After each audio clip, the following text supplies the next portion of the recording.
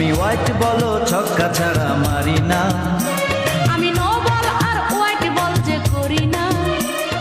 বলের ধাক্কায় পড়ে যাবে তোমার হাতের ওই ব্যাট, তোমায় নিয়ে খেলবো আমি টেস্ট প্রেমের ক্রিকেট, তোমায় নিয়ে খেলবো আমি টেস্ট প্রেমের ক্রিকেট।